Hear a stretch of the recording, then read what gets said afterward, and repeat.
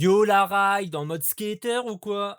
Ouais, j'ai appris une nouvelle expression. Ouais, ça fait longtemps que j'ai pas fait de vidéo aussi. Écoutez, j'ai eu un planning chargé. Excellent. Mais aujourd'hui, c'est repos, c'est Lego, c'est vidéo, donc bah, let's go.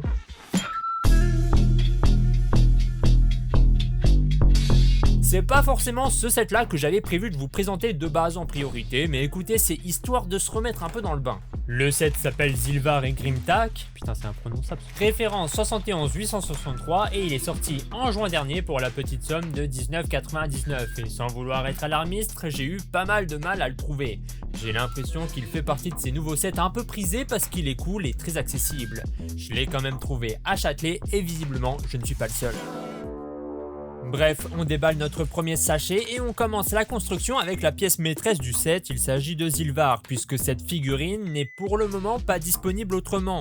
Alors bon, c'est pas un personnage que je connais, je n'ai toujours pas regardé Dragon Rising, mais je m'en approche, là j'ai commencé la saison 13 avec Nia, alors bon, c'est pas hyper intéressant pour le moment, mais je tiens bon et j'ai hâte d'arriver à la saison 14 et à Dragon Rising. Enfin soit, le personnage reste très imposant, le moule pour sa tête m'a l'air impeccable, l'armure qu'il porte est parfaite par rapport aux Zilvar de la série, en tout cas de ce que je vois sur internet.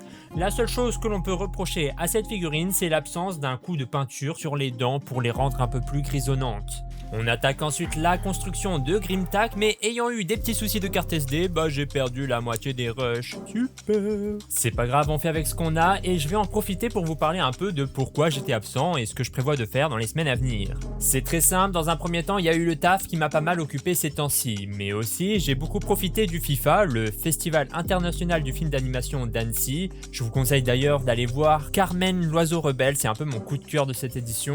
Il y a également Bidouche qui est venu plusieurs jours chez moi. On a fait de la rando, petit concert de Yamé, un peu d'animation. J'ai aussi un peu participé à un clip, je suis allé voir l'Odyssée au Grand Rex avec Ferdi et Brick Project. Et enfin, j'ai le poteau qui est venu chez moi, donc le planning était chargé. La suite, elle est simple aussi, on profite des vacances pour continuer les reviews. J'ai actuellement 4 autres recettes qui sont derrière moi et qui n'attendent que d'être construits, mais il y a des chances que le chiffre gonfle encore un peu d'ici quelques jours. Pas de brick-film de prévu, j'avais entamé Uberspace mais je mets ça en pause pour le moment. Par contre, je prévois de bosser un peu sur la pré-production de Goldboy 2.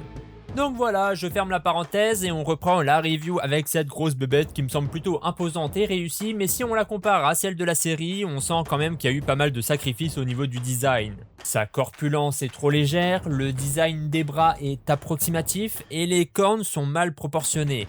Malgré tout, pour un set à moins de 20 €, je trouve que le pari est réussi. Pour rappel, on n'a que 232 pièces dans la boîte, et si on compare à d'autres sets du même gabarit, je pense notamment au chien de combat de l'Imperium, je trouve que notre Grimtack s'en sort pas si mal. Pour finir, Nia et Kai accompagnent donc ce set, deux figurines qui sont loin d'être rares mais qui n'en sont pas moins belles. Nia, je ne l'avais pas encore eu dans cette tenue, la figurine est parfaite et elle se mariera très bien sur mon étagère avec la figurine de Jay que j'ai pu avoir durant mon précédent achat. Pour Kai, je l'avais déjà eu avec son robot dans le 71 851, la seule différence ici c'est que nous l'avons avec une queue et des ailes de dragon. Cela complète davantage son skin, je me transforme en dragon et je vais niquer des mers, mais pareil, j'ai pas trop la vision puisque je n'ai toujours pas vu Dragon Rising. Écoutez, on approche de la fin de cette vidéo. Pour conclure, pour moi, ce set c'est donc un oui au vu de son prix.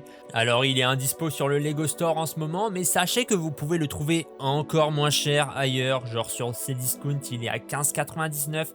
Donc voilà, je dis ça, je dis rien. Après, si vous voulez pas profiter des bonnes affaires, c'est votre problème. Bon, à toutes et rendez-vous la semaine prochaine pour une nouvelle review. C'est ciao!